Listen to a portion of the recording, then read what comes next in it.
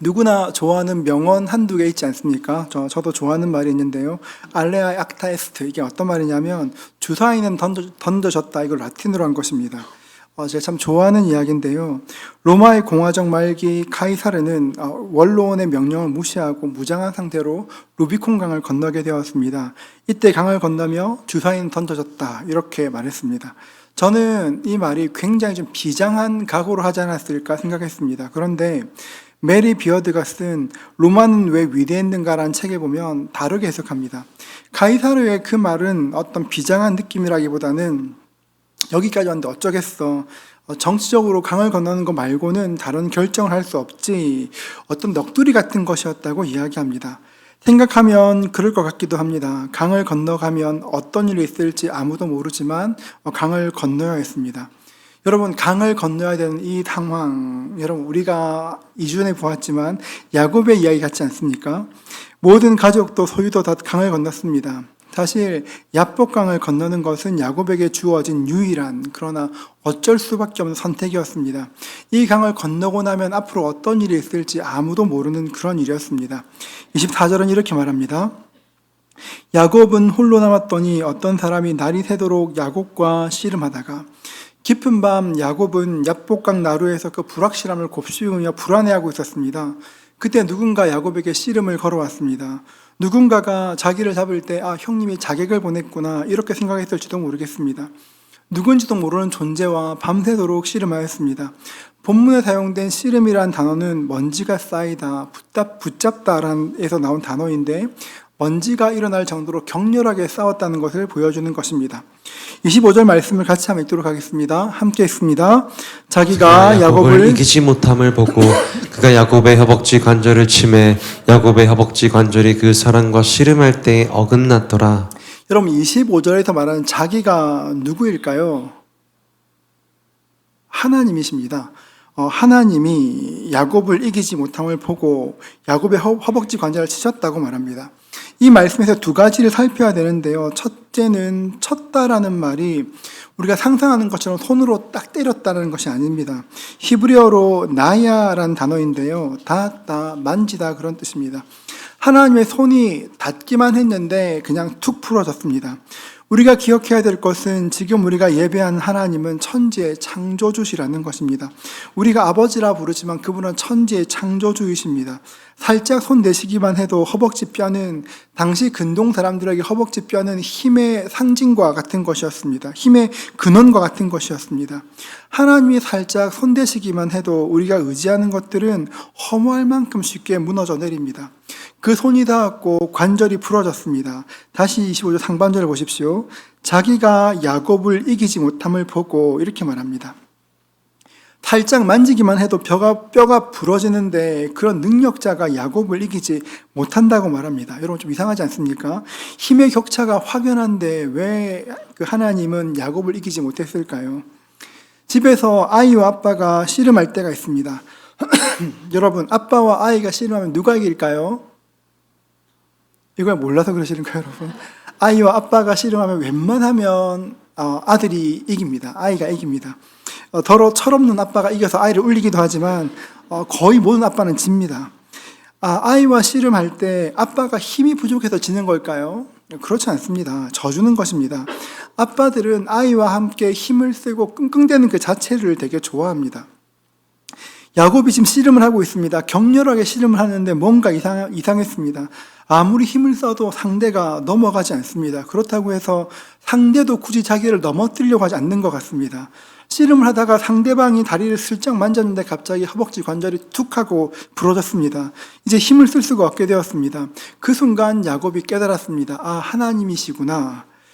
자신이 지금까지 하나님과 씨름했다는 것을 알게 되었습니다. 그때부터 하나님을 붙잡고 기도하기 시작합니다. 부탁하기 시작합니다. 우리식으로 표현으로 하면 기도하는 것입니다. 26절 말씀 우리 같이 읽겠습니다. 함께 읽습니다. 그가 이르되 날이 새려하니 나로 가게 하라. 야곱이 이르되 당신이 내게 축복하지 아니하면 가게 하지 아니하겠나이다. 날이 새려하니 나로 가게 하라. 여러분 하나님께서 날이 새니까 나를 가게 하라 말씀하신 이유가 뭘까요? 하나님이 이렇게 도깨비시라 그런 겁니까? 이렇게 도깨비 날이 새면 빛을 받으면 사라지지 않습니까? 하나님은 빛을 받는다고 사라지는 분이 아니신데 왜 굳이 날이 새기 전에 가시겠다 말씀하셨을까요? 30절에서 야곱이 고백하기도 하는 것인데요. 출애굽기 33장 20절은 이렇게 말합니다. 또 이르시되, 우리 함께 읽어볼까요? 함께 읽겠습니다. 또 이르시되 너가 내 얼굴을 보지 못하리니 나를 보고 살 자가 없음이니라. 태양을 장시간 바라보면 눈이 상하는 것처럼 어떤 피조물도 하나님의 영광을 보고 살 수 있는 피조물은 아무것도 없습니다. 하나님을 바라보면 죽게 되니 하나님께서 야곱을 살리시기 위해서 하나님이 배려하시는 것입니다. 날이 새니 나로 가게 하라. 이제 가시겠다는 말씀을 듣고 야곱은 더욱더 간절하게 하나님께 매달리기 시작합니다. 주님, 축복해 주십시오. 축복하지 않으시면 못 보내드립니다. 할 수 있는 힘껏 하나님을 붙잡았습니다. 죽기를 각오하고 하나님께 매달렸습니다. 여러분, 이 말씀에서 우리가 배워야 할 것이 한 가지 있습니다. 살면서 어려운 일을 만날 때 여러분 야곱처럼 기도하는 은혜가 있기를 주의 이름으로 축복합니다. 어려운 일 생기시면 야곱처럼 하나님께 기도해야 합니다. 야곱이 드렸던 기도는 불퇴진의 기도입니다. 더 이상 물러날 곳이 없으니 하나님만이 해결하실 수 있으니 죽어도 좋으니 하나님께 은혜를 구하며 기도하는 것입니다. 예전에는 기도원에 가면 바위마다 기도하는 사람들이 꽤 많았습니다. 바위 위에서 부르짖어 하나님께 기도하곤 하였습니다. 제자훈련이 보통 12월 첫 주에 마치는데요. 제자훈련 마지막 시간이 되면 저는 훈련생들과 산기도를 많이 갔습니다. 12월 한밤중에 산에 올라가면 정말 춥습니다. 그때 김장비닐 하나 가져와가지고 안에 쏙 들어가서 이렇게 위를 잠그면 훌륭한 이렇게 1인용 바람막이가 됩니다. 그 김장 비닐 안에서 소리 질러 기도하다 보면 몸도 후끈해지고 비닐 안이 입김으로 하얗게 변하게 됩니다. 기도를 마치고 하얗게 변한 그 비닐 보고 얼마나 기분 좋은지 모릅니다. 그렇게 막 기도하고 나서 내려올 때 이제 어묵탕 한 그릇 하면 진짜 거의 천국과 비슷한 그런 기분 느낄 수가 있습니다. 여러분, 그런데 한국 교회에 그런 뜨거운 기도가 있었습니다. 하나님밖에 답이 없다고 부르짖는 뜨거운 기도가 있었습니다. 그런데 요즘은 그런 불태진의 기도가 많이 사라졌습니다. 하나님께 기도하지 않아도 해결할 수 있는 수단들이 있으니 하나님께 기도하지만 동시에 다른 해결을 찾을 때가 많습니다. 여러분, 그러나 기억해야 될 것이 있는데요. 하나님께 답을 얻지 못하면 우리는 언제나 답을 주는 것들이 종이 되게 됩니다. 어려운 일이 있을 때는 반드시 하나님께 부르짖어 기도할 수 있어야 합니다. 하나님께 눈물 흘리면 사람 앞에서 울지 않습니다. 그런데 하나님 앞에서 울지 않으면 사람 앞에 울게 됩니다. 여러분, 고난은 언제나 고통스럽습니다. 하지만 기도하면 고난이 복으로 변하게 됩니다. 기도해야 고난이 변장된 축복이라는 것을 알 수 있습니다. 야곱은 하나님의 얼굴 보면 죽는다는 것 알았습니다. 그럼에도 불구하고 끝까지 그 손 놓지 않았습니다. 복을 달라고 매달리는 야곱에게 하나님이 질문하십니다. 27절을 보십시오. 그 사람이 그에게 이르시되 내 이름이 무엇이냐? 그가 이르되 야곱이니이다. 복을 달라고 매달리는데 하나님께서 갑자기 너 이름 뭐니? 이름 뭔지를 물으셨습니다. 여러분, 분명히 이름 아실 텐데 굳이 하나님께서 너 이름 무엇이냐 물으신 이유가 무엇일까요? 폴 스티븐슨 교수가 쓴 내 이름은 야곱입니다라는 책이 있습니다. 그 책에서 답하는데요. 이 책에서 내 이름이 무엇이냐는 질문은 야곱이 지난 20년 동안 쭉 피해왔던 질문이라고 이야기합니다. 낯선이가 이름이 무엇이냐 물었을 때 야곱은 너무 놀랐습니다. 그리고 20년 전 어느 날이 기억났을 것입니다. 20년 전 어느 날 야곱은 에서처럼 꾸미고 어머니가 만들어준 음식을 가지고 아버지에 갔습니다. 그때 아버지가 질문합니다. 창세기 27장 18절인데요. 내 아들아, 내가 누구냐? 야곱은 내 아들아, 내가 누구냐 묻습니다. 여러분, 이 질문을 히브리어로 보면 내 이름이 뭐냐와 같은 말입니다. 하나님께서 내 이름이 뭐냐 물으실 때 야곱은 20년 전에 아버지가 했던 그 질문이 아버지의 질문이 아니라 하나님께서 나에게 질문하셨던 것이구나를 알게 되었습니다. 여러분, 27절 후반절을 보십시오. 그가 이르되 야곱이니이다. 야곱은 누구냐는 말씀을 듣고 제가 야곱입니다라고 이야기합니다. 여러분, 그런데 이제까지 쭉 성경을 살펴보고 있지만 성경을 보면 야곱은 사람들이 자기의 이름을 물을 때 한 번도 제대로 자기 이름을 말한 적이 없습니다. 아버지가 내 이름이 무엇이냐 물었을 때 아버지 저 에서예요 라고 답했고, 라헬이 당신의 이름 무엇이냐 물었을 때 리브가의 아들 중 하나라고 답했습니다. 그랬던 야곱이 낯선 사람에게 처음으로 자기의 이름을 말합니다. 하나님인 거 알았으니까요. 하나님, 제 이름은 야곱입니다. 어쩌면 자기의 이름 말하며 울었을지도 모르겠습니다. 히브리어로 야곱은 발꿈치를 뜻하고 사기꾼이란 뜻도 있습니다. 형님의 발꿈치를 잡고 태어난 둘째, 천상 사기꾼. 야곱은 그 이름 말하는 것도 싫었고 그 이름을 불리는 건 더 싫었습니다. 그랬던 야곱이 지금 자기의 이름을 말합니다. 네, 주님, 제 이름은 야곱입니다. 여러분, 이 고백에는 굉장한 무게가 있습니다. 네, 저 사기꾼입니다. 저는 거짓말장애입니다. 저는 배고픈 형님을 꿰어서 장자의 명분을 빼앗았고 눈먼 아버지를 속여 복을 받았습니다. 저는 장인의 재물을 빼앗은 사기꾼입니다. 하나님께 약속받았지만 하나님께서는 신실하게 약속을 지키셨지만 저는 약속을 지키지 않았고 하나님을 속이려고 하였습니다. 저는 죄인입니다. 내 이름이 야곱입니다 말한 것은 자신의 죄인됨을 하나님 앞에 그대로 고백한 것입니다. 내 이름은 야곱입니다. 하나님, 저는 죄인입니다. 여러분, 그 놀라운 것은 이 고백 후에 야곱의 삶에 확실한 변화가 생기기 시작합니다. 나는 죄인이라고, 내 힘과 능력으로 아무것도 할 수 없다고, 하나님께서 내 삶에 호의와 동정을 보셔야 된다고 고백했을 때 그때부터 야곱에게 하나님의 존재가 경험되기 시작하였습니다. 여러분, 야곱은 이미 하나님이 누구신지 알고 있었습니다. 지금 이 말은 특별히 어떤 복을 더 받았다 그런 것이 아닙니다.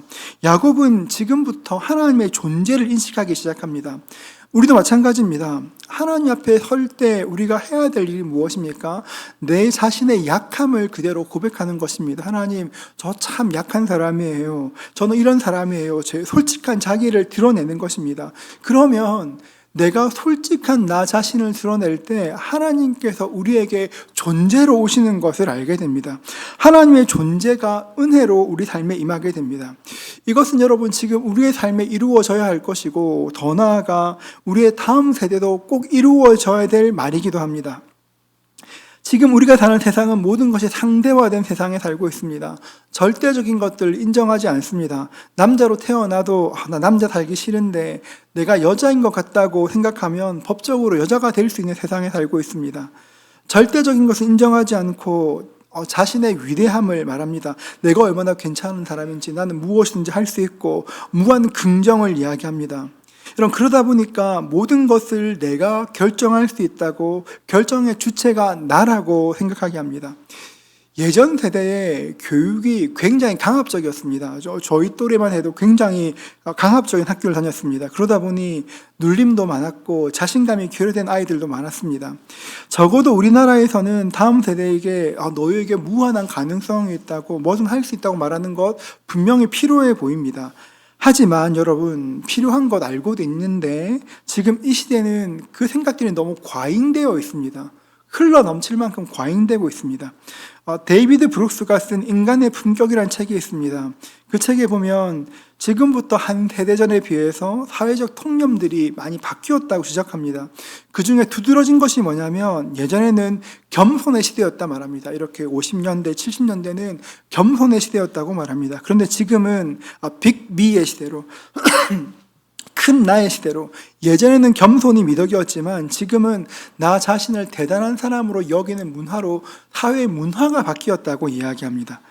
1950년 갤럽이 미국에 있는 고등학교 3학년 학생들 대상으로 당신을 매우 중요한 사람으로 여기는가 질문했을 때 12%만 그렇다 답했습니다. 2005년 똑같은 질문으로 고등학교 3학년에게 설문하였습니다. 그랬더니만 80%의 아이들이 나는 굉장히 중요하다 답했다고 합니다. 시대가 변했고 교육이 변해서 그렇게 답했다고 생각합니다. 어떤 면에서 보면 긍정적인 변화를 할 수 있을 것입니다. 그러나 긍정적인 것들이 말하는 밝은 만큼 사실 어둠도 굉장히 선명하게 존재합니다. 먹고 기도하고 사랑하라는 책이 있습니다. 영화로도 만들어진 유명한 책인데요. 이 책에 보면 굉장히 인상적인 문장이 있습니다. 한번 들어보십시오. 신이 나 자신 속에서 들려오는 나 자신의 음성을 통해 나타나고 신이 당신 안에 당신 자신으로 정확하게 지금 당신의 모습으로 거한다, 이렇게 말합니다. 한 번 더 들어보십시오. 신이 나 자신 속에서 들려오는 나 자신의 음성을 통해 나타나고 신이 당신 안에 당신 자신으로 정확하게 지금 당신의 모습으로 거한다고 말합니다. 여러분, 그러면 지금 이 저자가 말한 신은 누구입니까? 우리 자신입니다, 여러분. 자기 자신을 말하는 것입니다. 지금 시대의 사람들은 자기를 신으로 섬깁니다. 이렇게 당신이 내가 신이야 말하지 않지만 지금 이 시대의 사람들은 자기를 신으로 섬깁니다. 그러니까 예전에 절대 가치가 더 이상 통용되지 않습니다. 왜냐하면 내가 결정의 근원이니까요. 데이비드 브룩스는 지금 시대에 대해서 지금 시대의 사람들은 자기 자신과의 불륜에 빠져 있다고 이야기합니다. 여러분, 지금 세상은 과거 어느 때도 경험치 못한 극심한 자기 숭배의 시대에 살고 있습니다. 자의식 과잉의 시대에 살고 있습니다. 모두가 자신감이 있습니다. 자의식이 충만합니다. 그러면 모두가 다 행복해져야 될 것 같은데 현실은 어떨까요, 여러분? 그 현실이 어떤지 아십니까? 지금 현실은 과거 어느 때보다 사람들은 자기 연민에 시달리고 있습니다. 우울증으로, 공황으로, 불안으로 사람들은 점점 고통받습니다. 사회학에서는 이런 것들을 자기 숭배의 그림자라고 말합니다. 그런데 여러분, 성경은 딱 한 단어로 모든 것들을 정리합니다. 무엇일까요? 교만입니다, 여러분. 교만하면 자신을 신으로 삼고 교만하면 반드시 꺾이게 되어 있습니다. 지금 이 시대가 교만을 조장하는 시대입니다. 그래서 우리는 이런 시대를 살아가는 우리의 다음 세대에게 하나님의 법을 가르쳐야 합니다. 여러분, 교회에서만 하나님의 법을 가르치는 것이 아닙니다. 물론 교회도 최선을 다해 가르칠 것입니다. 하지만 교회에 있는 시간보다 가정에 있는 시간이 훨씬 더 길지 않습니까? 부모 세대가 자녀들에게 하나님의 법을 말해줄 수 있어야 합니다. 하나님 앞에 겸손해야 한다고, 너희 힘으로 세상을 사는 것이 아니라 하나님의 도움을 구하고 하나님의 손이 너희의 삶에 개입되도록 원하라고 가르쳐야 합니다. 이것들을 기억하십시오. 여러분, 우리는 우리 힘으로 사는 것이 아니라 하나님의 힘을 구하며 살아야 합니다. 내 힘과 내 능력으로 이 땅을 내 힘으로 사는 것이 아니라 하나님의 능력으로 살 수 있도록 은혜를 구해야 합니다. 그래야 이 세상 가운데 꺾어지지 않고 극심한 자기 숭배로 나아가지 않는 것입니다. 신명기 6장 6절에서 7절은 이렇게 말하는데요. 우리 같이 한번 읽어볼까요? 같이 읽습니다.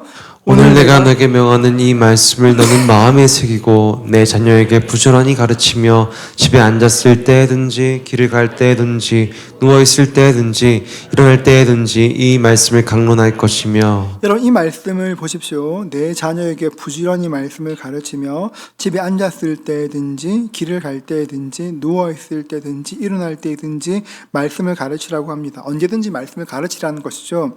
그런데 자녀들에게, 사람들에게 말씀을 가르치기 전에 먼저 선행되어야 될 것이 있습니다. 6절 말씀 한 번 더 같이 읽어볼까요? 6절 한 번 더 읽습니다.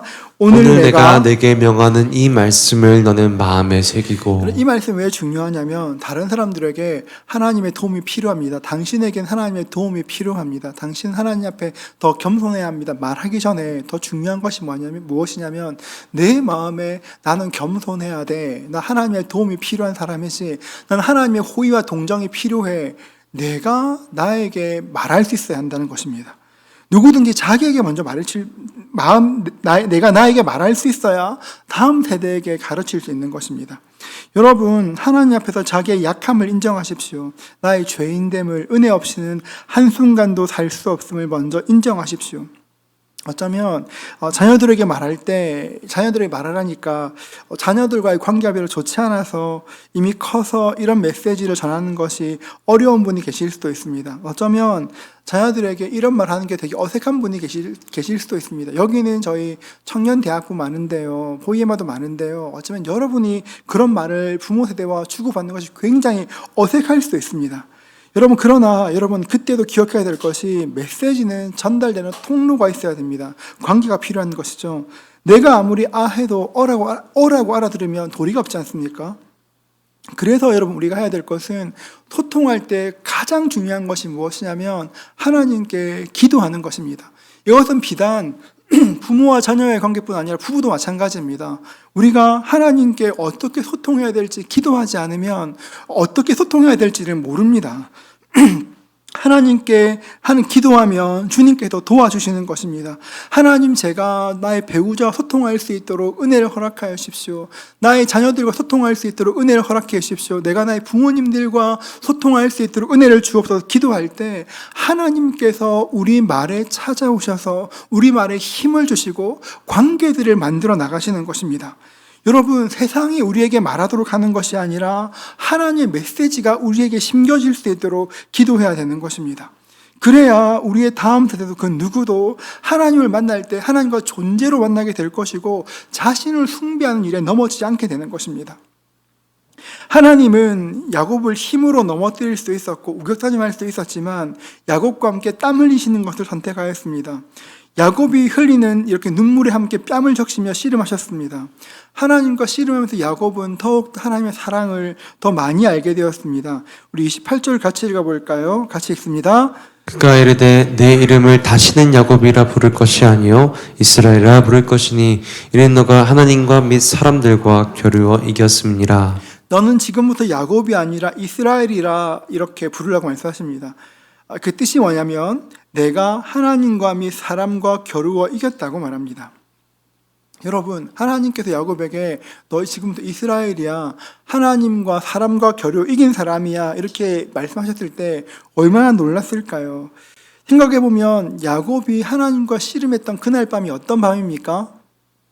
그 밤 지나고 나면 400명을 거느리고 에서와 만나야 되는 바로 그날이었습니다. 바로 그 전날 밤입니다. 하나님께서 말씀하시는 것입니다. 너는 하나님과 및 사람과 겨루어 이긴 사람이야. 이게 뭐냐면 아이와 씨름하다가 넘어져준 아빠가 너 진짜 힘세구나, 아빠 이겼구나 말하면 굉장히 좋아하지 않습니까? 똑같은 겁니다. 너 하나님과 겨루어 이긴 사람이야. 하나님과 겨루어 이긴 사람을 누가 이길 수 있겠니? 에서가 아무리 강하다고 해도 어떻게 나보다 강하겠니? 걱정하지 마. 너 어깨 좀 펴봐. 너 진짜 강해. 내가 같이 있을게. 하나님께서 야곱에게 이스라엘이라 부르시는 것은 야곱을 격려하는 것입니다. 하나님은 가끔씩 승리가 아니라 패배를 통해서 그분이 어떤 분이신지 우리에게 가르칠 때가 있습니다. 하나님은 자기의 뜻에 부합되지 않는 것들을 가차없이 짓밟으시면서 목적 이루시는 그런 잔인한 분이 아닙니다. 하나님은 야곱이 얼마나 강한지를 보여주기 위해서 일부러 져주시는 진짜 나이스한 분이십니다. 예수 없는 예수교회란 책이 있습니다. 그 책에서 한완상 박사는 이렇게 말하는데요. 하나님이 이렇게 정의합니다. 하나님은 우아하고 멋지게 패배하는 분이다. 이렇게 말합니다. 하나님은 우아하고 멋지게 패배하는 분. 되게 근사한 말 같은데요. 하나님께서 왜 우아하고 멋지게 지는 것일까요? 요한복음 말씀해 보면 예수님께서 자신을 계시하실 때 내가 곧 길이요 진리요 생명이라 말씀하셨습니다. 예수님은 자신을 길이라 말씀하셨습니다. 여러분 생각해 보십시오. 세상에 밟히지 않는 길이 존재할 수 있을까요? 밟히지 않는 길이 있을 수 있을까요? 밟히지 않는 길은 길이 아닙니다. 예수님은 우리를 위해 친히 밟히기로 선택하신 분이십니다. 예수님께서는 그런 분이셨기 때문에 이방인 수르보니게 여인에게도 지셨고 수많은 사람에게 져주셨습니다. 그러다 결국 십자가에서 결정적으로 패배하셨습니다. 놀라운 것은 그 결정적인 패배를 통해 우리가 살아나게 되었고 예수님의 패배를 통해 승리하게 되었다는 것입니다. 하나님께서 야곱을 일으키십니다. 하나님을 만났을 때, 존재로 만났을 때 너 지금부터 야곱 아니야, 이스라엘이야 격려하시는 것입니다. 하나님께서 야곱을 축복하셨습니다. 30절 말씀 볼까요? 우리 같이 한번 읽도록 하겠습니다. 그러므로 야곱이 그곳 이름을 브니엘이라 하였으니 그가 이르기를 내가 하나님과 대면하여 보았으나 내 생명이 보존되었다 함이더라. 야곱은 자신이 하나님을 보았지만 하나님이 살려주셨다고 고백합니다. 31절을 보십시오. 그가 브니엘을 지날 때 해가 돋았고 그의 허벅다리로 말미암아 절었더라. 결코 잊을 수 없는 밤을 지나고 해가 쏟았습니다. 허벅지 관절이 부러졌습니다. 이제 다리를 절어야 했습니다. 이제 에서 만나야 되는데 몸은 만신창이가 되어 있었습니다. 인간적으로 보면 너무 비참한 상태인데 오히려 그 마음은 영혼에는 세상이 줄 수 없는 충만함으로 가득하였습니다. 절뚝이며 걷는 걸음, 이것은 야곱의 약함을 보여주는 상징과 같습니다. 야곱은 평생 동안 자기가 원하는 것을 하고 살았습니다. 그런데 이제 자기 마음대로 걷지도 못합니다. 바울처럼 야곱에게도 육체에 가시가 생긴 것입니다. 고린도후서 12장 10절인데요. 그러므로 내가 그리스도를 위하여 약한 것들과 능력과 궁핍과 박해와 곤고를 기뻐하노니 이는 내가 약한 그때의 강함이라. 바울은 육체의 가시를 가져가 주십사 기도했지만 오히려 결론은 뭐냐면 약할 때 더 강하지를 알게 되었습니다. 바울은 약하기 때문에 더욱더 주님을 의지하며 살았습니다. 야곱도 그랬습니다. 야복강에서 밤새 씨름하다가 이제 다리를 절게 되었습니다. 그러나 지금부터 평생 동안 주님을 의지하며 사는 것들을 배우게 되었습니다. 다리를 절게 되었지만 이제 어떻게 걸어야 될지를 처음으로 안 것이죠. 야곱은 남은 평생 지팡이를 짚고 살아야 할 것입니다. 하지만 지팡이를 붙잡고 한 걸음 한 걸음 걸을 때마다 내가 하나님 의지하지 않으면 또 넘어지지, 하나님 의지하지 않으면 넘어지지, 더욱더 하나님을 생각하게 되었습니다. 이 땅 모든 사람들은 자기 나름대로 온전치 못한 약함이 있습니다. 다른 사람들에게 말할 수 없는 내가 가진 약함들이 있습니다. 그런데 하나님은 약한 우리를, 그 약함을 주님께 드러낼 때 우리를 붙잡아 주시고 우리의 약함을 통해 은혜를 베풀어 주시는 것입니다. 이것이 하나님의 사랑입니다. 마가복음에 보면 두 아들의 이야기가 나옵니다. 우리가 흔히 탕자의 비유라 말하는 그 아들 이야기죠. 한 아들은 아버지의 유산을 얻어 집을 떠나 허랑방탕하게 살았습니다. 모든 것 다 탕진했습니다. 이제 끼니도 해결하지 못하게 되었습니다. 그제서야 아들은 집으로 돌아가기로 결심합니다. 팀 켈러 목사님은 이 이야기를 설교하시면서 탕부 하나님, 그러니까 프로디갈 갓이라고 설명합니다. 제가 처음에 이 제목 봤을 때 실수인 줄 알았습니다. 어떻게 이렇게 제목할 수 있지? 왜냐하면 일반적으로 이 스토리는 탕자, 프로디갈 선이라고 보통 말하기 때문입니다. 일반적으로 프로디갈 이 말은 방탕하다 뜻을 먼저 떠올리게 됩니다. 그런데 사전을 찾아보면 이 단어는 무모할 정도로 씀씀이가 해프다는 그런 뜻입니다. 프로디갈 갓, 씀씀이가 해픈 하나님, 이렇게 말한 이유가 뭘까요? 돌아온 아들에게 이것은 방탕하다 말할 수 있지만 하나님께 말한 것은 하나님은 집을 떠났던 아들을 위해서 모든 것을 남김없이 다 주셨기 때문에 그렇습니다. 자신의 모든 것을 다 주어서 아들을 섬겼습니다. 아버지는 집을 떠난 아들이 돌아오기도 전에 그 아들을 회복시킬 것을, 아들을 위해 아낌없이 모든 것을 주기로 결심하고 있었습니다. 그래서 팀 켈러 목사님은 이 이야기를 탕부 하나님이라, 프로디갈 갓이라 부르는 것입니다. 저는 이것이 우리의 신앙 여정을 상징하는 것이라 생각합니다. 우리가 걸어가는 믿음은 날마다 하나님께로 향하는 탕자의 귀향과 같습니다.